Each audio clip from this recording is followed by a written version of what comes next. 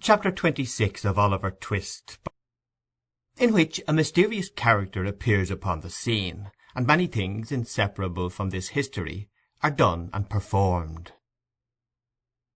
The old man had gained the street corner before he began to recover the effect of Toby Crackett's intelligence. He had relaxed nothing of his unusual speed, but was still pressing onward in the same wild and disordered manner, when the sudden dashing past of a carriage, and a boisterous cry from the foot-passengers, who saw his danger, drove him back upon the pavement. Avoiding as much as possible all the main streets, and skulking only through the byways and alleys, he at length emerged on Snow Hill. Here he walked even faster than before, nor did he linger until he had again turned into a court, when, as if conscious that he was now in his proper element, he fell into his usual shuffling pace, and seemed to breathe more freely. Near to the spot on which Snow Hill and Holborn Hill meet, opens upon the right hand as you come out of the city a narrow and dismal alley, leading to Saffron Hill. In its filthy shops are exposed for sale huge bunches of second-hand silk handkerchiefs, of all sizes and patterns, for here reside the traders who purchase them from pickpockets. Hundreds of these handkerchiefs hang dangling from pegs outside the windows, or flaunting from the door-posts, and the shelves within are piled with them. Confined as the limits of Field Lane are, it has its barber, its coffee-shop, its beer-shop, and its fried-fish warehouse. It is a commercial colony of itself, the emporium of petty larceny, visited at early morning and setting in of dusk by silent merchants who traffic in dark back parlours, and who go as strangely as they come. Here the clothesman, the shoe-vamper, and the rag-merchant display their goods as signboards to the petty thief. Here stores of old iron and bones, and heaps of mildewy fragments of woollen stuff and linen, rust and rot in the grimy cellars. It was into this place that the Jew turned. He was well known to the sallow denizens of the lane, for such of them as were on the look-out to buy or sell nodded familiarly as he passed along.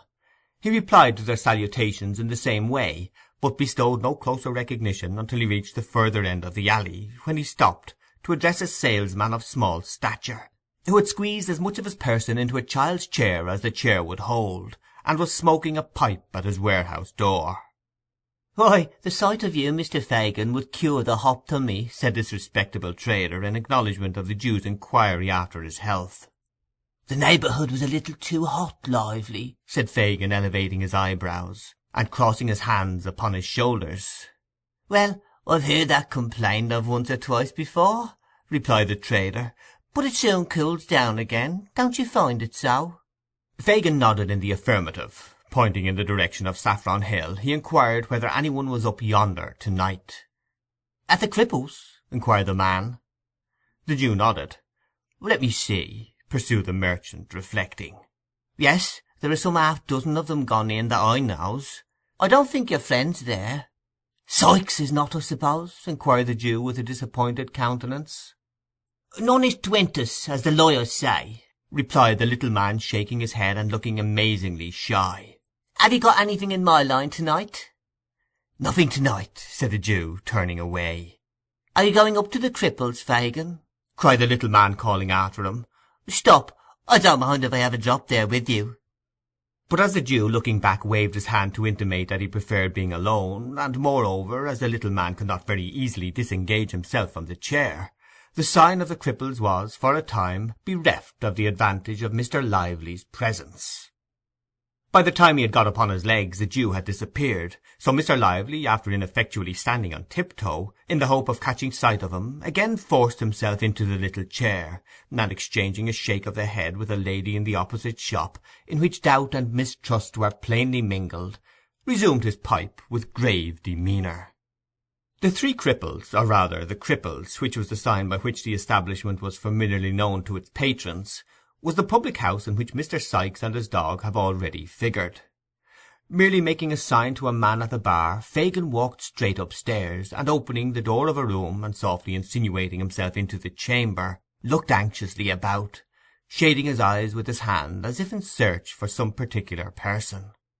The room was illuminated by two gas-lights, the glare of which was prevented by the barred shutters and closely drawn curtains of faded red from being visible outside. The ceiling was blackened to prevent its colour from being injured by the flaring of the lamps, and the place was so full of dense tobacco smoke that at first it was scarcely possible to discern anything more.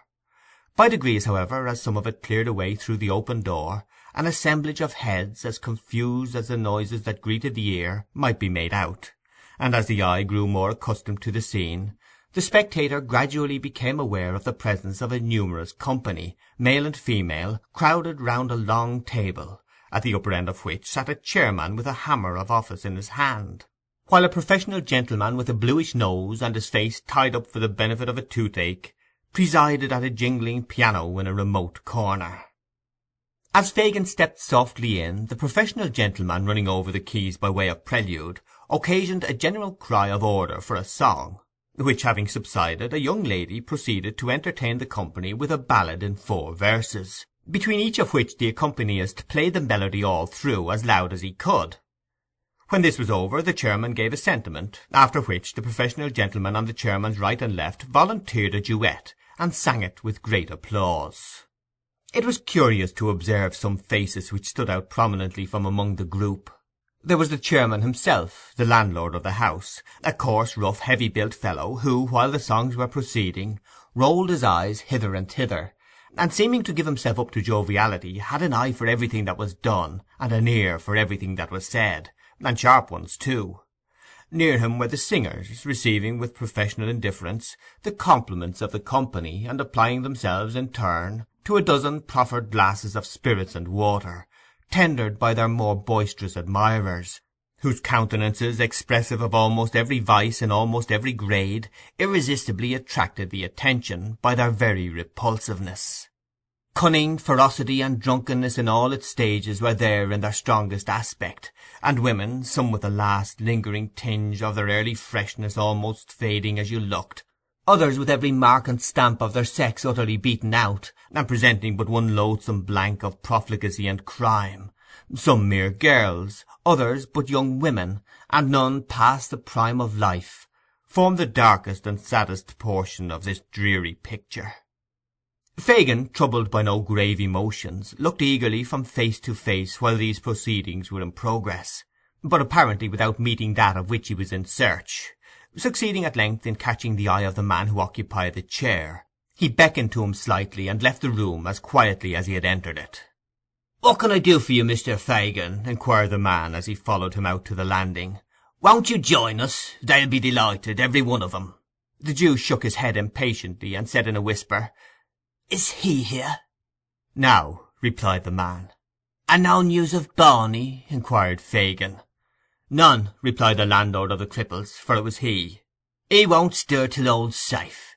Depend upon it, they're on the scent down there, and that if he moved he'd blow upon the thing at once. He's all right enough, Barney is, else I should have heard of him. I'll pound it that Barney's managing properly, let him alone for that." "Will he be here to-night?" asked the Jew, laying the same emphasis on the pronoun as before. "Monks, do you mean?" inquired the landlord, hesitating. "Hush!" said the Jew. "Yes." "Certain," replied the man, drawing a gold watch from his fob. "I expected him here before now. If you wait 10 minutes he'll be—" "No, no," said the Jew hastily, as though, however desirous he might be to see the person in question, he was nevertheless relieved by his absence. "Tell him I came here to see him, and that he must come to me to-night. No, say to-morrow night. As he's not here, to-morrow will be time enough." "Good," said the man. "Nothing more?" "Not a word now," said the Jew, descending the stairs. "I say," said the other, looking over the rails and speaking in a hoarse whisper, "what a time this would be for a sell! I've got Phil Barker here, so drunk that a boy might take him." "Ah, but it's not Phil Barker's time," said the Jew, looking up. "Phil has something more to do before we can afford to part with him. So go back to the company, my dear, and tell them to lead merry lives, for they'll last." The landlord reciprocated the old man's laugh, and returned to his guests. The Jew was no sooner alone than his countenance resumed its former expression of anxiety and thought. After a brief reflection he called a hack cabriolet, and bade the man drive towards Bethnal Green. He dismissed him within some quarter of a mile of Mr. Sikes's residence, and performed the short remainder of the distance on foot. "Now," muttered the Jew as he knocked at the door, "if there's any deep play here, I shall have it out of you, my girl, cunning as you are." She was in her room, the woman said. Fagin crept softly upstairs and entered it without any previous ceremony. The girl was alone, lying with her head upon the table and her hair straggling over it. "She has been drinking," thought the Jew coolly, "or perhaps she's only miserable." The old man turned to close the door as he made this reflection. The noise thus occasioned roused the girl. She eyed his crafty face narrowly as she inquired to his recital of Toby Crackett's story. When it was concluded she sank into her former attitude, but spoke not a word. She pushed the candle impatiently away, and once or twice, as she feverishly changed her position, shuffled her feet upon the ground, but this was all. During the silence the Jew looked restlessly about the room, as if to assure himself that there were no appearances of Sikes having covertly returned. Apparently satisfied with his inspection, he coughed twice or thrice, and made as many efforts to open a conversation. But the girl heeded him no more than if he had been made of stone. At length he made another attempt, and rubbing his hands together, said in his most conciliatory tone, "And where should you think Bill was now, my dear?" The girl moaned out some half-intelligible reply that she could not tell, and seemed from the smothered noise that escaped her to be crying. "And the boy too," said the Jew, straining his eyes to catch a glimpse of her face. "Poor little child, left in a ditch, Nance, only think." "The child," said the girl, suddenly looking up, "is better where he is than among us, and if no harm comes to Bill from it, I hope he lies dead in the ditch, and that his young bones may rot there." "What!" cried the Jew in amazement. "Aye, I do," returned the girl, meeting his gaze. "I shall be glad to have him away from my eyes, and to know that the worst is over. I can't bear to have him about me. The sight of him turns me against myself and all of you." "Pooh!" said the Jew scornfully. "You're drunk." "Am I?" cried the girl bitterly. "It's no fault of yours if I am not. You'd never have me anything else if you had your will, except now the humour doesn't suit you, doesn't it?" "No," rejoined the Jew furiously, "it does not." "Change it, then," responded the girl with a laugh. "Change it!" exclaimed the Jew, exasperated beyond all bounds by his companion's unexpected obstinacy, and the vexation of the night. "I will change it. Listen to me, you drab. Listen to me, who with 6 words can strangle Sikes as surely as if I had his bull's throat between my fingers now. If he comes back and leaves the boy behind him, if he gets all free and dead or alive fails to restore him to me, murder him yourself if you would have him escape Jack Ketch, and do it the moment he sets foot in this room, or on me it will be too late." "What is all this?" cried the girl involuntarily. "What is it?" pursued Fagin, mad with rage. "When the boy's worth hundreds of pounds to me, am I to lose what chance threw me in the way of getting safely, through the whims of a drunken gang that I could whistle away the lives of, and me bound too to a born devil that only wants the will, and has the power to— Panting for breath, the old man stammered for a word, and in that instant checked the torrent of his wrath, and changed his whole demeanour. A moment before his clenched hands had grasped the air, his eyes had dilated, and his face grown livid with passion, but now he shrunk into a chair, and cowering together, trembled with the apprehension of having himself disclosed some hidden villainy. After a short silence he ventured to look round at his companion. He appeared somewhat reassured on beholding her in the same listless attitude from which he had first roused her. "Nancy, dear," croaked the Jew in his usual voice, "do you mind me, dear?" "Don't worry me now, Fagin," replied the girl, raising her head languidly. "If Bill has not done it this time, he will another.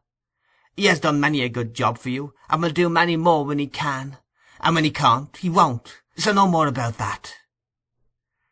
"Regarding this boy, my dear," said the Jew, rubbing the palms of his hands nervously together. "The boy must take his chance with the rest," interrupted Nancy hastily. "And I say again, I hope he's dead, and out of harm's way, and out of yours, that is, if Bill comes to no harm. And if Toby's got clear off, Bill's pretty sure to be safe, for Bill's worth 2 of Toby any time." "And about what I was saying, my dear," observed the Jew, keeping his glistening eye steadily upon her.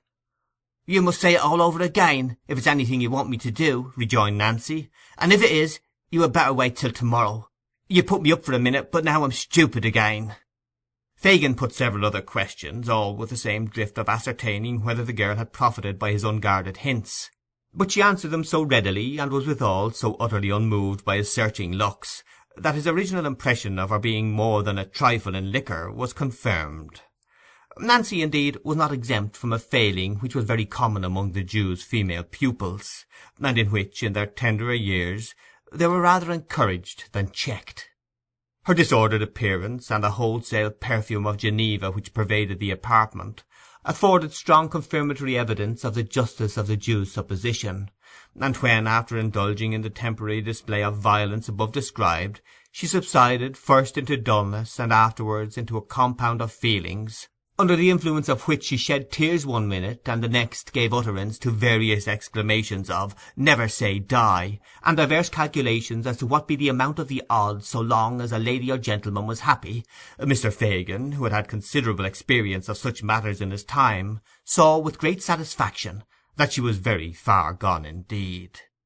Having eased his mind by this discovery, and having accomplished his twofold object of imparting to the girl what he had that night heard, and of ascertaining with his own eyes that Sikes had not returned, Mr. Fagin again turned his face homeward, leaving his young friend asleep with her head upon the table. It was within an hour of midnight. The weather being dark and piercing cold, he had no great temptation to loiter. The sharp wind that scoured the streets seemed to have cleared them of passengers as of dust and mud, for few people were abroad, and they were, to all appearance, hastening fast home. It blew from the right quarter for the Jew, however, and straight before it he went, trembling and shivering as every fresh gust drove him rudely on his way. He had reached the corner of his own street, and was already fumbling in his pocket for the door-key, when a dark figure emerged from a projecting entrance which lay deep in shadow, and, crossing the road, glided up to him unperceived. "Fagin," whispered a voice close to his ear. "Ah," said the Jew, turning quickly around. "Is that—" "Yes," interrupted the stranger. "I have been lingering here these 2 hours. Where the devil have you been?" "On your business, my dear," replied the Jew, glancing uneasily at his companion, and slackening his pace as he spoke. "On your business all night?" "Oh, of course," said the stranger with a sneer. "Well, and what's come of it?" "Nothing good," said the Jew. "Nothing bad, I hope," said the stranger, stopping short and turning a startled look upon his companion. The Jew shook his head, and was about to reply, when the stranger, interrupting him, motioned to the house, before which they had by this time arrived, remarking that he had better say what he had got to say under cover, for his blood was chilled with standing about so long, and the wind blew through him. Fagin looked as if he could have willingly excused himself from taking home a visitor at that unreasonable hour, and indeed muttered something about having no fire, but his companion, repeating his request in a peremptory manner, he unlocked the door, and requested him to close it softly while he got a light. "It's as dark as the grave," said the man, groping forward a few steps. "Make haste." "Shut the door," whispered Fagin from the end of the passage. As he spoke, it closed with a loud noise. "It wasn't my doing," said the other man, feeling his way. "The wind blew it to, or it shut of its own accord, one or the other. Look sharp with the light, or I shall knock my brains out against something in this confounded hole." Fagin stealthily descended the kitchen stairs. After a short absence he returned with a lighted candle, and the intelligence that Toby Crackit was asleep in the back room below, and that the boys were in the front one. Beckoning the man to follow him, he led the way upstairs. "We can say the few words we've got to say in here, my dear," said the Jew, throwing open a door on the first floor. "And as there are holes in the shutters, and we never show lights to our neighbours, we'll set the candle on the stairs. There." With those words the Jew, stooping down, placed the candle on an upper flight of stairs, exactly opposite to the room door. This done, he led the way into the apartment, which was destitute of all movables save a broken armchair, and an old couch or sofa without covering, which stood behind the door. Upon this piece of furniture the stranger sat himself with the air of a weary man, and the Jew drawing up the armchair opposite, they sat face to face. It was not quite dark, the door was partially open, and the candle outside threw a feeble reflection on the opposite wall.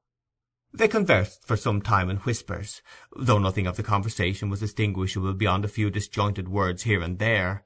A listener might easily have perceived that Fagin appeared to be defending himself against some remarks of the stranger, and that the latter was in a state of considerable irritation.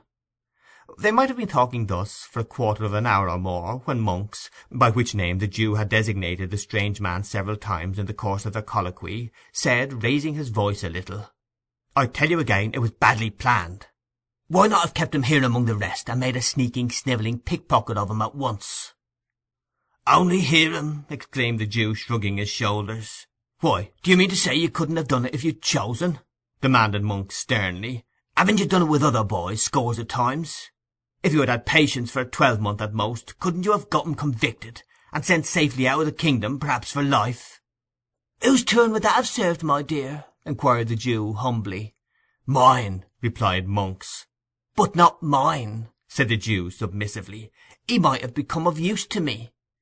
When there are two parties to a bargain, it is only reasonable that the interests of both should be consulted. Is it, my good friend?" "What then?" demanded Monks. "I saw it was not easy to train him to the business," replied the Jew. "He was not like the other boys in the same circumstances." "Curse him now," muttered the man, "or he would have been a thief long ago." "I had no hold upon him to make him worse," pursued the Jew, anxiously watching the countenance of his companion. "His hand was not in. I had nothing to frighten him with, which we always must have in the beginning, or we labour in vain. What could I do? Send him out with a Dodger and Charlie? We had enough of that at first, my dear. I trembled for us all." "That was not my doing," observed Monks. "No, no, my dear," renewed the Jew.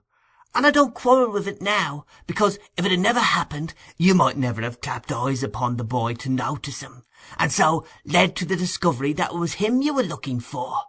Well, I got him back for you by means of the girl, and then she begins to favour him." "Throttle the girl," said Monks impatiently. "Why, we can't afford to do that just now, my dear," replied the Jew, smiling. "And besides, that sort of thing is not in our way, or one of these days I might be glad to have it done. I know what these girls are, Monks, well. As soon as the boy begins to harden, she'll care no more for him than for a block of wood. You want him made a thief. If he is alive, I can make him one from this time, and if, said the Jew, drawing nearer to the other, "it's not likely, mind, but if the worst comes to the worst, and he is dead—" "It's no fault of mine if he is," interposed the other man with a look of terror, and clasping the Jew's arm with trembling hands. "Mind that, Fagin, I had no hand in it. Anything but his death, I told you from the first. I won't shed blood, it's always found out, and haunts a man besides. If they shot him dead, I was not the cause. Do you hear me? Fire this internal den, what's that? What?" cried the Jew, grasping the coward round the body with both arms, as he sprung to his feet. "Where?" "Yonder," replied the man, glaring at the opposite wall. "The shadow.